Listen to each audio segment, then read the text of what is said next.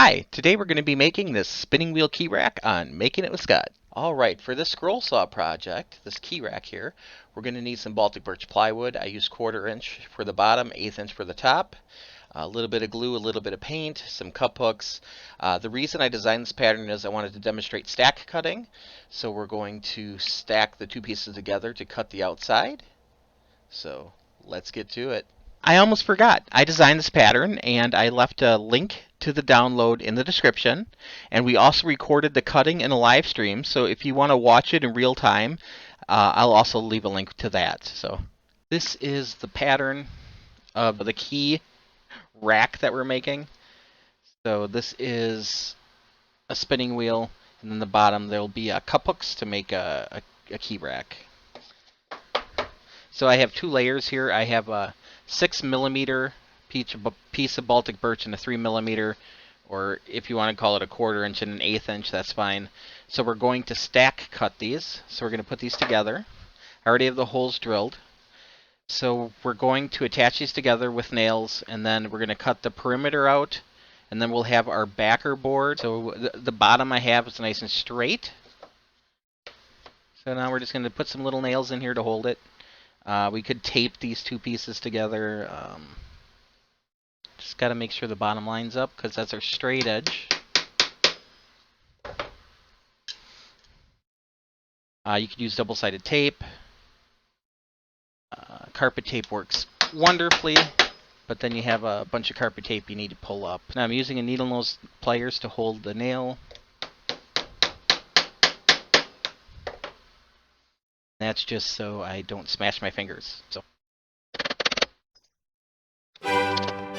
I got a number 7 blade in here right now.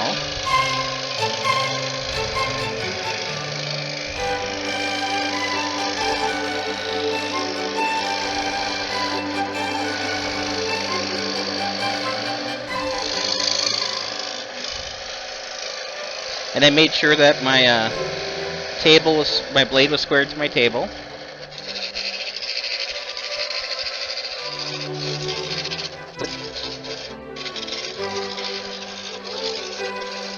So a number 5 blade would have been fine. I'm probably going to go to a number 3 when I'm doing the single layer. It would probably be a lot easier to cut if you were to cut out 2 at once. You know, that would give you 3/4 of an inch on the perimeter.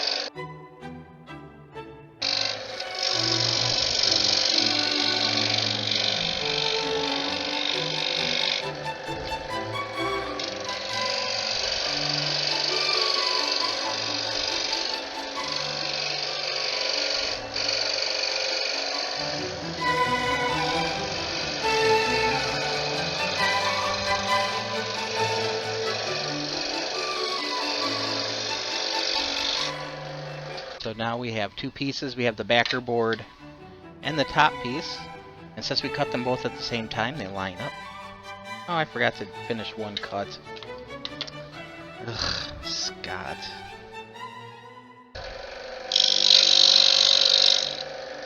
We're going to switch the blade over now. Like I said, this was number 7. It's a little bit on the dull side. I've been cutting with it. So this is a number 3 Flying Dutchman. They call it an ultra reverse. Alright, we're going to start on the top here.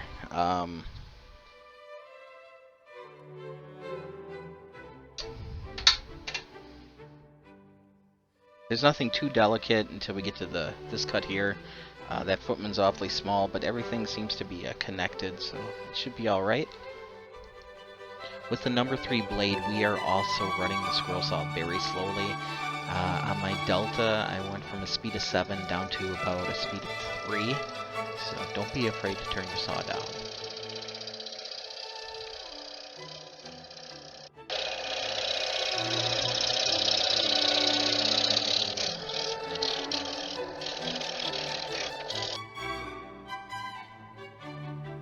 I'm gonna run to the store, sneak to the store and get some black spray paint. I'm gonna paint this black. But yeah, I don't think that looks too bad. So after cutting, we did sand it, and then we spray painted the top layer. When the paint was dry, we glued it together. When the glue was dry, we put a clear coat on the top. When the clear coat was dry, then we added the cup hooks. So as far as mounting goes, you can mount it however you'd like to. I decided to use command strips. If you've never used command strips, they're awesome. So definitely check them out. And yeah, so this one is living next to my door, and I really like it. So you made it to the end of the video. If you'd like to subscribe, I would really appreciate it. Feel free to give it a thumbs up. If you hated it, give it a thumbs down.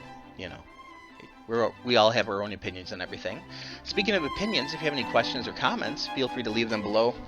And thank you so much.